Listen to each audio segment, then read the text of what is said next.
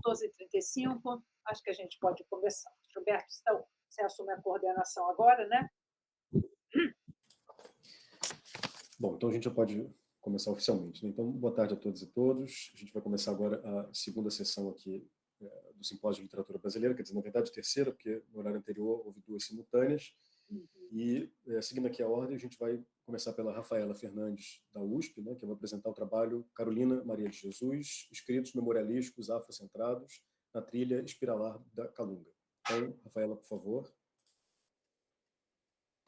Então, boa tarde a todos, a todas e a todes. Agradeço imensamente essa possibilidade de diálogo, sobretudo com a professora Nélia, que eu tive um contato breve na UFRJ, e que sei que é uma grande admiradora e defensora de Carolina também por aí, né? Bom, eu vou compartilhar aqui, então, os meus slides com vocês. Acho que eu não vou conseguir falar tudo em 15 minutos, mas eu vou tentar mostrar pelo menos um pouco do que eu preparei, que é a minha pesquisa, minha atual pesquisa de pós-doc no IEB, onde é uma pesquisa que dá continuidade a um trabalho que eu venho desenvolvendo com os manuscritos inéditos de Carolina de Jesus, e agora eu faço a edição crítico-genética de uma obra dela que foi publicada no Brasil como Diário de Bitita, mas que no original é intitulado Um Brasil para Brasileiros. E nesse percurso de edição crítica, eu percebi a importância de compreender, não só nessa obra, como ao longo de todo o processo de criação, que são mais de 5.000 páginas manuscritas dessa autora, a presença da linguagem proverbial, bastante marcada pela referencialidade afrocentrada dela, ela mesma que vai dizer que é descendente dos cambindas, o que foi comprovado, inclusive, pela própria filha de Carolina, que fez aquele exame genético, né? Onde elas perceberam, onde foi ali resultado de que 80% do sangue dela é Cambinda Congo, né? Então, algo que já compareceu na literatura e que hoje, na genética, né, nos textos genéticos, e que agora comparece também na genética do sangue. Eu não sei, vocês estão conseguindo ver em tela cheia? Eu não estou vendo vocês? Só para... Não, ainda não. Você precisa colocar a tela cheia. Só você clicar na apresentação ali embaixo. Eu fiz isso, mas eu coloquei na tela cheia aqui. Foi agora? Mas dá para a gente ver. Mas eu tenho medo, Malu, que aconteça aquela mesma coisa, de não conseguir passar. Fica ruim. O que eu tenho que fazer exatamente? Alguém sabe? Faz um teste. Clica no segundo slide, só para a gente ver. Slide. Se você consegue mudar para o próximo slide. Certo. Foi? Não. Foi. Ele muda para a gente aqui. Está visível. Está ok. É só você clicar em cima do slide. Ficou tela cheia? Não está com a tela cheia, mas a gente está conseguindo ver. Porque um outro rapaz, que agora foi apresentar, ele ficou tentando botar na tela cheia, não deu certo. Perde muito tempo. Tá bom, vamos lá então. Assim está dando para ver. Então, volta para o slide anterior e segue com a sua apresentação. Certo, eu voltei, não sei se apareceu aí. Passou? Apareceu? Ok. Então, essa apresentação é Escritos Memorialísticos Afrocentrados na Trilha da Calunga. Bom, não sei se muitos de vocês sabem o que significa a palavra calunga, mas ela faz parte, né, de um processo de cosmovisão bakongo, que especificamente está ligado ali àquela região de Congo-Angola, da qual, então, portanto, Carolina faz parte. E aí eu utilizo essa imagem, assim como a concepção de provérbio fractado do professor Abreu Pache, que inclusive amanhã vai fazer uma palestra aí no evento, e é o meu supervisor de Angola, para compreender como esses provérbios são revisados, repensados e refeitos no contexto da diáspora brasileira. Então, mesmo já lá em África, esses provérbios, eles são móveis, né? Eles se fazem naquilo que o professor Abreu vai chamar de uma pororidade dos provérbios, né? As diferentes formas que ele vai aparecer em vários gêneros literários e não literários, e no caso de Carolina, ele vai aparecer ao longo de toda a sua produção literária, seja nos romances, seja nos contos, nos poemas, nos diários. E eu entendo que dentro desse processo de criação dela, que no meu doutorado eu entendi como uma poética de resíduos, é uma das marcas dessa poética de resíduos, né? E aí a Carolina publicou, não se sabe ao certo se foi em 62 ou 63, um livro de provérbios, onde ela deixa a seguinte mensagem: espero que alguns dos meus provérbios possam auxiliar alguns dos leitores à reflexão, porque o provérbio é, antes de tudo, uma advertência em forma de conta-gotas, já que nos é dado a compreender mutuamente para ver se conseguimos chegar ao fim da jornada com elegância e decência. Isso é muito interessante, porque quando a gente lê Carolina, a gente percebe essa linguagem proverbial como uma marca, mas também como uma conduta de vida. E isso tem a ver com uma forma de ser e estar no mundo das sociedades banto, né? O Rapantebá, que é um pensador africano, vai nos mostrar como a palavra ela é algo não apenas que ensina, mas a palavra é a própria vida, assim como o provérbio será a própria vida. Diz Rapantebá: aquele que corrompe sua palavra, corrompe a si próprio. Quando alguém pensa uma coisa e diz outra, separa-se de si mesmo. Rompe a unidade sagrada, reflexo da unidade cósmica, criando desarmonia dentro de si e ao redor de si.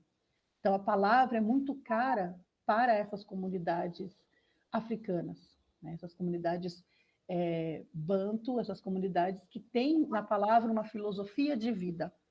Então, a palavra ela é o espaço da ficção, ela é o espaço do provérbio, ela é o espaço da feitura da própria vida e da conduta. E todo mundo que já leu Carolina, seja até mesmo em Quarto de Despejo, apesar de todas as questões que envolvem essa editoração, a gente sente essa mulher íntegra que busca sempre levar uma mensagem, ensinar algo. E esse é um dos traços dessa africanidade na obra de Carolina, na existência caroliniana. Há um outro pensador, filósofo, sábio, Tino Bokar, do Mali, que vai trazer também a escrita como uma outra forma de saber que precede a palavra, que tem como fundamento o pensamento e a existência proverbial. E aí ele vai dizer o seguinte, fazendo eco a algo que está lá também no prefácio de Provérbio de Carolina. No livro de Provérbio, Carolina diz: o provérbio, antes de tudo, uma advertência em forma de conta-gotas. Tierno Bokar vai dizer: a escrita é uma coisa, o saber é outra. A escrita é a fotografia do saber, mas não o saber em si. O saber é uma luz que existe no homem, a herança de tudo aquilo que nossos ancestrais vieram a conhecer e que se encontra latente em tudo que nos transmitiram, assim como o baobá já existe em potencial em sua semente. Então vamos dizer que a Carolina ela é esse baobá que traz, que floresce, que vem para o Brasil e que continua esses valores humanos através da literariedade que ela cria num processo e num ritmo de ritornelo, né? E aí que a ideia da calunga e a ideia da espiral e do tempo espiralar, como diz Leda Martins, ao compreender as produções artísticas de matrizes africanas, especificamente dessa África austral, da qual Carolina faz parte, traz em si esse refazer dessa palavra e do pensamento e dessa conduta. O que é interessante na Carolina, eu vou mostrar isso mais adiante se der tempo, e aí alguém pode depois me avisar quando estiver faltando uns 2 minutos, uns 5 minutos para acabar, porque eu não estou vendo vocês. Por favor. É justamente o fato de que ela vai, nos seus provérbios, criar também formas, não são apenas provérbios, né? Os textos de Carolina, eles são muito mesclados, são muito híbridos. Então, muitas vezes, esses provérbios, eles soam como ditados populares, eles se mesclam à linguagem poética, embora o provérbio em si também seja muito poético. E é interessante como ela vai recriando determinados provérbios que depois eu faço um cotejo entre alguns provérbios moçambicanos, do Congo e da região Banto, que antes era uma coisa só, e que eles se refazem no contexto americano através de Carolina. Só para registrar esse momento em que Carolina traz essa ancestralidade no seu texto, quando ela diz o seguinte: vovô era descendente de africanos, era filho da última remessa de negros que vieram no navio negreiro, os negros cambindas, os mais inteligentes e os mais bonitos. Depois, no mês de agosto, quando as noites eram mais quentes, nos agrupávamos ao redor do vovô para ouvi-lo contar os horrores da escravidão. Falava dos Palmares, famoso quilombo onde o negro procurava refúgio. O chefe era um negro corajoso de nome Zumbi, que pretendia libertar os pretos. Então, veja, a gente tem aí uma referencialidade desse avô, né, que é a primeira figura de saber para Carolina. Então, isso também é interessante, porque desconstrói algumas formas de entender essa mulher, essa autoria negra, como aquela semi-analfabeta. Então, Carolina não era uma mulher semi-analfabeta, ela era uma mulher que tinha outros saberes, além daqueles letrados que ela buscou no seu processo autobiográfico, né? E aí, essa figura desse avô, que vem nessa última remessa ali do tráfico negreiro, ele poderia ser do Congo, ele poderia ser de vários lugares de África, porque a gente sabe que os últimos escravizados que chegaram no Brasil partiram desse porto de Luanda, né, no tráfico negreiro proibido, né? Então, ele parte dali, eles partem dali. Mas, como eu disse, isso pode ser comprovado também através da literatura. Então, a literatura também como um mecanismo de tentar entender essa origem de Carolina e como se constitui a sua própria produção, né? O avô de Carolina poderia, por exemplo, ser perfeitamente uma dessas figuras aí, que eram os marinheiros cambindas, que vieram. No caso dele, ele era um rezador, um benzedor, mas que em si já carregam nesse corpo memórias ancoradas de uma história híbrida. Então, o texto de Carolina é híbrido, e essas pessoas cambindas que chegaram aqui também são híbridas. Veja a roupa, a vestimenta desses homens, onde você tem o cetro, que é um símbolo de poder para os bantus, a saia, que é um pano africano, e você tem ali a parte de cima da vestimenta ocidental. Então, a gente já tem esse hibridismo que também vai aparecer nas congadas, nas marujadas, né? Nessa mundivivência que é afrocentrada, mas que traz essa mescla. Rafaela, desculpa, com licença, faltam 5 minutinhos, tá? Tá certo, obrigada. Depois a gente tem ali mais um momento em que Carolina vai trazer essa outra referência. Então, ela vai dizer assim: o vovô era um descendente de africanos, era filho da última remessa de negros num navio negreiro. Os negros cambinda, os mais inteligentes e os mais bonitos, né? E aí, agora sim, eu chego finalmente na história da Calunga, onde a gente tem essa cosmovisão, esse ideograma bacongo, que é muito presente nas religiões de matriz africana no Brasil, onde a gente tem essa calunga que seria, olhando visualmente, se a gente quiser imaginar, é um mar. Então, você tem a linha do mar, que é a linha da calunga, que separa o que está acima, até chegar no céu, e o que está abaixo, que está lá no oceano. E o que está no oceano é essa ancestralidade, é aquilo que se comunica com os mortos. Não é à toa que, por exemplo, o pó de pemba, que é aquele pozinho branco que se usa para fazer os pontos e riscados nos terreiros, eles são muito utilizados para fazer essa marcação e abertura desses mundos. Mas o que é interessante aqui, se a gente quiser entender essa questão do provérbio da Carolina como uma espécie de trilha desse processo de calunga, é esse tempo espiralar, onde o tempo passado, o presente se confunde, e onde a ancestralidade ela é ressignificada, né? E lá em Cabinda, há uma prática que é a escrita pictográfica na tradição cabinda nas panelas de barro, né? Então, a gente tem, por exemplo, o João Maimona, que é um poeta angolano, que tem uma obra chamada Afó, e nessa obra ele vai dialogar tanto com esses poemas de panela, quanto com também os sonas, enfim, vários outros. No caso de Carolina, isso vai aparecer, por exemplo, nesse datiloscrito, intitulado A Panela, que faz parte desse texto que não foi publicado completo no original, né? O Diário de Bitita, ele é um recorte, ele é um texto bastante modificado, ele é uma escolha editorial feita na França, não respeitou o processo criativo de Carolina mais uma vez, mas quando a gente vai para os manuscritos e datiloscritos, a gente vai até os originais, a gente encontra, por exemplo, esse texto, A Panela, onde você tem uma narrativa onde a tia da Carolina deixa um recado no fundo de uma panela, escrito, numa panela de barro. Então, a gente nunca sabe muito bem se ela está narrando se isso aconteceu ou não, porque o texto da Carolina ele é autoficcional. Então, aí a gente não sabe se ela está trazendo essa referência como algo que foi escutado pelo seu avô, por exemplo, que era um contador de histórias, ou se de fato a tia faz isso, também influenciada por essas histórias. O que interessa aqui, mais do que saber se é verdade ou não, que a literatura justamente, né, possibilita a gente a abertura, é entender como essa palavra falada e esse modus operandi com a palavra, ele ressignifica, ele é performatizado na obra de Carolina, naquilo que a Leda vai chamar no Afrografias de uma palavra sopro. Né? Então a Leda vai dizer, a palavra é o sopro, o hálito, a dicção, o acontecimento e performance, índice de sabedoria. Tornar-se acontecimento não porque se cristalizou nos arquivos da memória, mas principalmente por ser reeditado na performance do contador, narrador e na resposta coletiva. Isso aparece muitas vezes no texto de Carolina, essa performance, essas memórias ancoradas nesse corpo negro.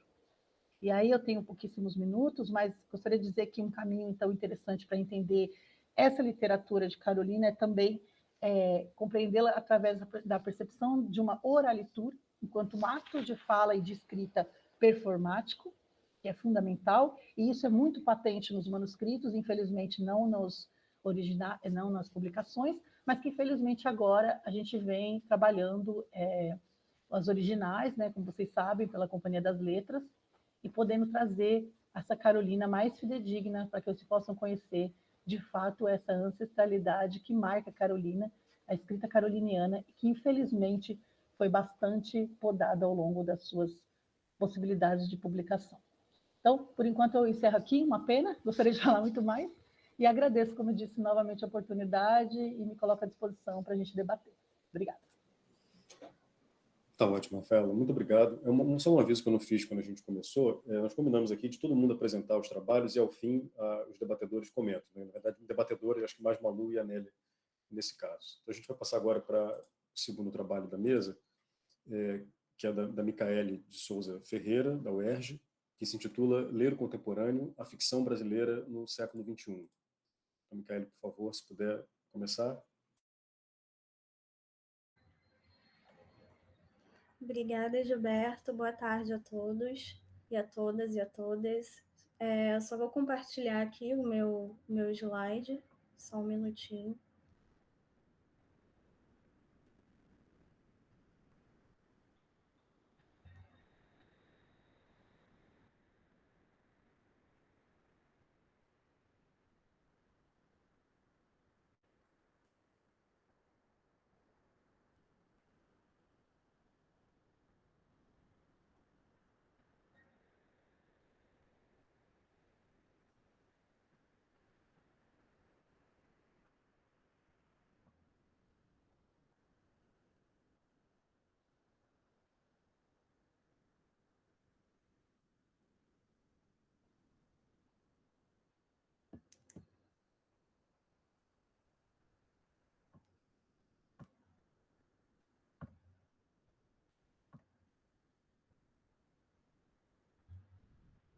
Foi?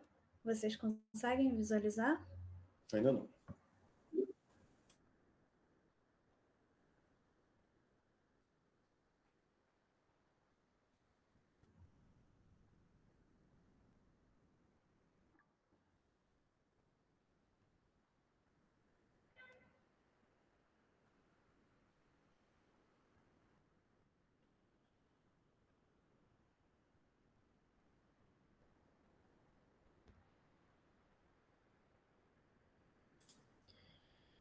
Bom, eu vou iniciar a apresentação. Aqui o slide conseguiu abrir, então acredito que daqui a pouquinho devo aparecer para vocês.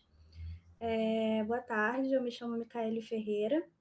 Como dito, a minha apresentação ela se intitula Ler o Contemporâneo, a ficção brasileira no século XXI.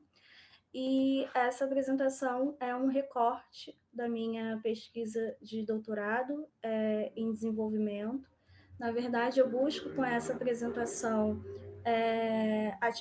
atingir dois objetivos muito específicos, né, que é apresentar a minha leitura de algumas obras da ficção brasileiras que foram publicadas entre 2018 e 2023, né, nessa virada da segunda para a terceira década do século XXI, para tentar refletir de que maneira esses romances que eu estou trazendo hoje, eles se relacionam com a tradição da literatura brasileira.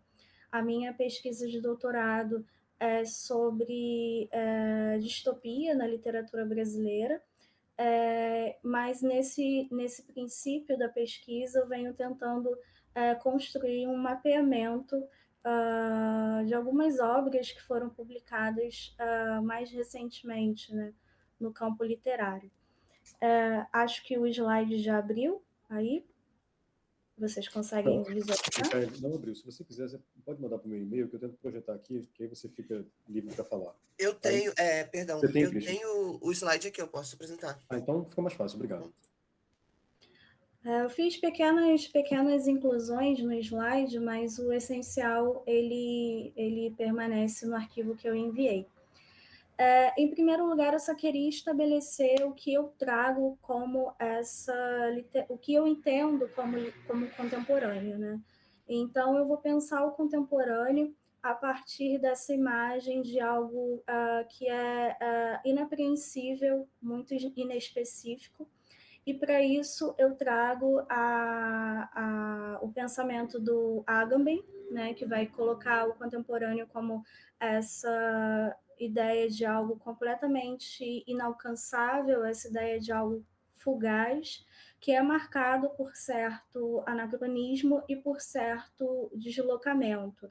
Então, o Agamben ele vai dizer que o contemporâneo, na verdade, não é exatamente essa harmonia das pessoas com seu próprio tempo, né? Na verdade, é esse distanciamento que nos permite olhar não só as luzes do que é apresentado, mas também as próprias sombras daquele tempo.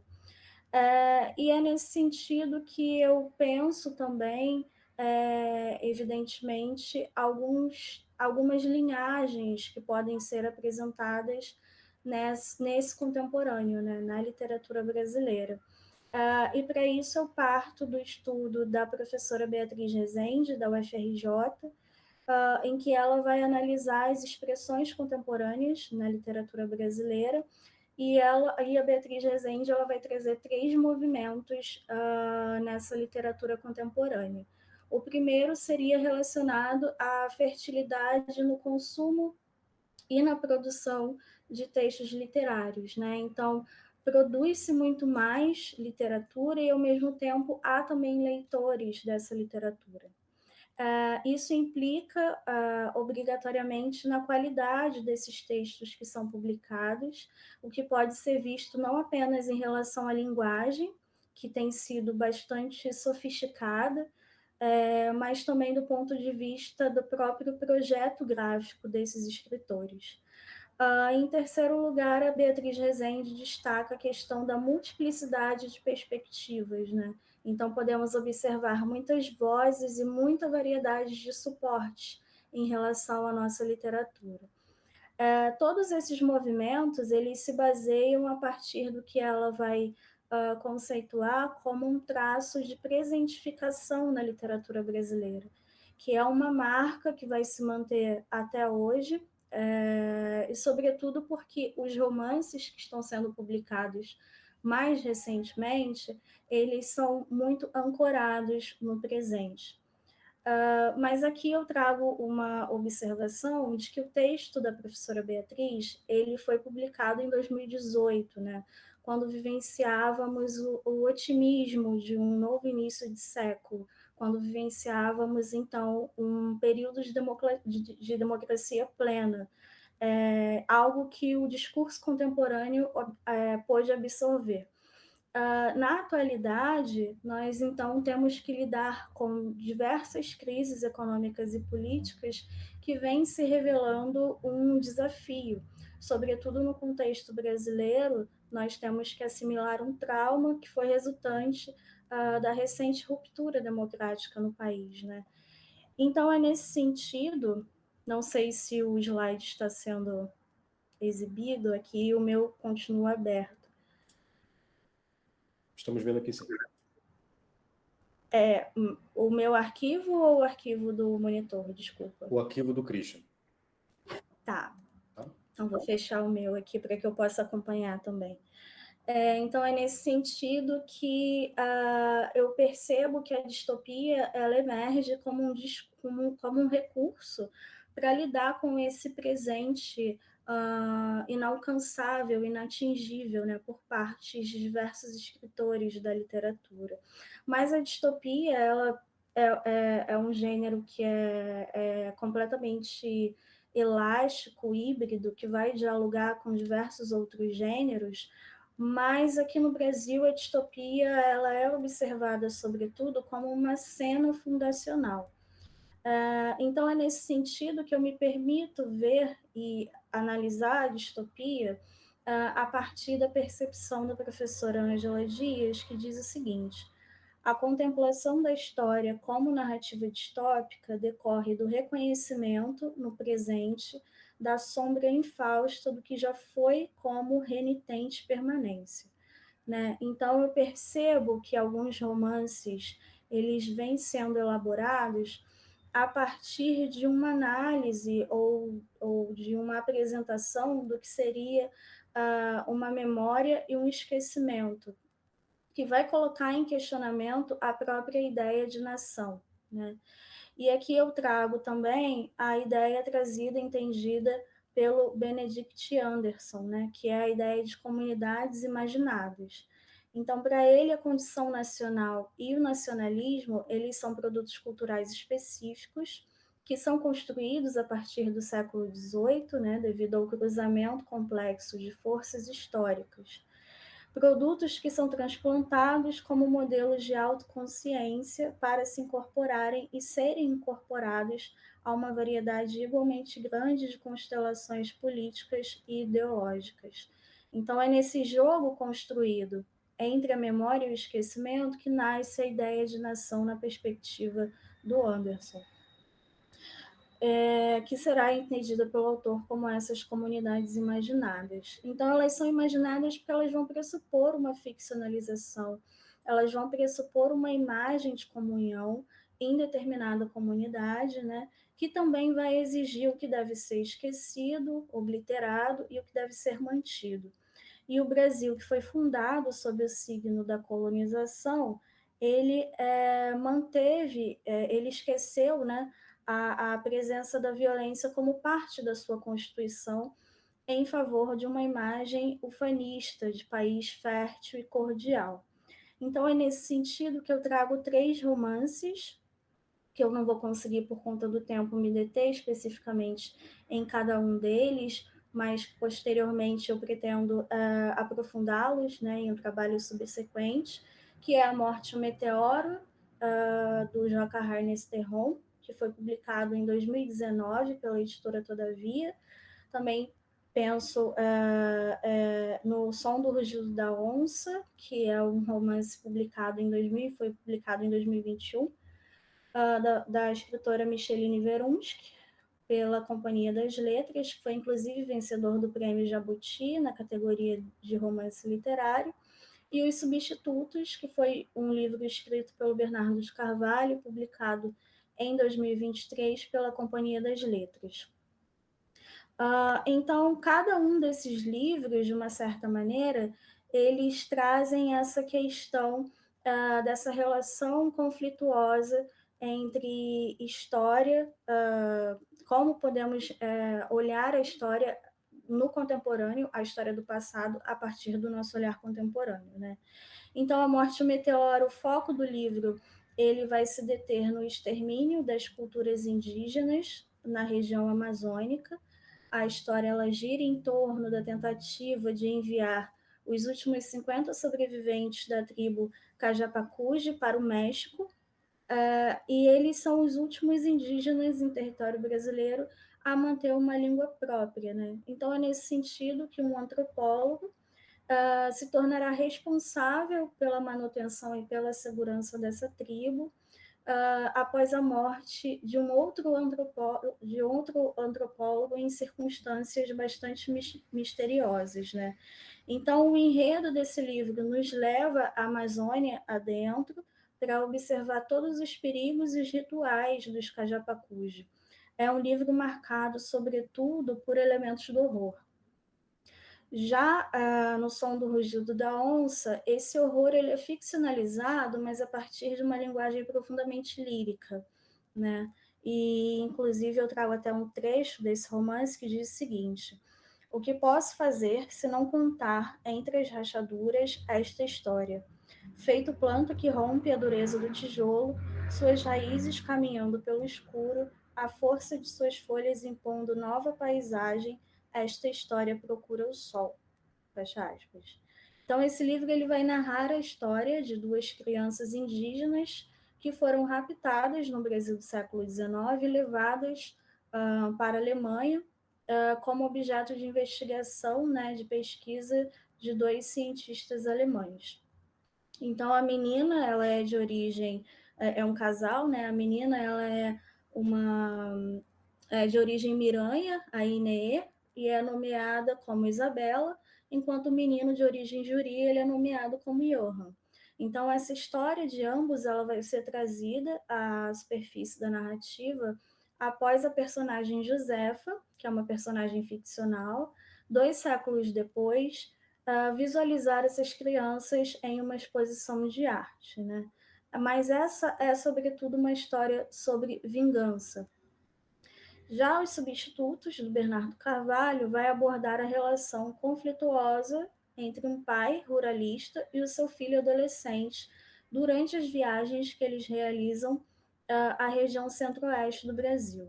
Então, a narrativa ela vai adquirir profundidade ao ser intercalada com uma história de ficção científica que integra o enredo do livro, levado pelo filho nessa viagem. Mas é uma história que se passa, sobretudo, no período da ditadura civil-militar. É um livro que se passa durante a década de 1970, e a memória ela vai ter um papel fundamental na construção dessa narrativa, né? Então, o que eu posso perceber em relação a esses 3 livros é que essas obras que são apresentadas no Brasil contemporâneo, de uma certa maneira, ainda que contraste com os séculos anteriores, ela guarda algo de residual, algo de social, algo de profundo. Então, se o indianismo do século XIX atendia os anseios de afirmação, né, que a independência ainda recente estimulava, no século XXI há um revisionismo do indianismo em uma nova chave, muito mais crítica, social e muito mais política. Então, eu penso que esse revisionismo da história brasileira, a partir do registro distópico, alarga a noção de comunidade imaginada, porque traz luz a esse legado da expoliação, que é um termo que foi cunhado pela professora Ângela Dias. Então, esses livros, a meu ver, eles trazem esse resgate de uma memória coletiva renegada, para além da história oficial. Então, eu concluo, para terminar, que uma das tendências que eu posso observar na literatura brasileira contemporânea é esse resgate de personagens e de elementos fundamentais da nossa tradição literária sob uma roupagem trágica, visto que o próprio senso de comunidade e de nacionalidade estão sendo questionados e repensados nos últimos anos. Não sei se eu consegui atingir todo o tempo, eu também não estou conseguindo ver o slide, porque aparentemente meu computador travou, mas eu fico aberta para perguntas e debate e agradeço pela atenção de todos. Muito obrigado, Micaele. Foi pontualíssima no tempo. Bom, o nosso próximo participante seria a Dina Meire.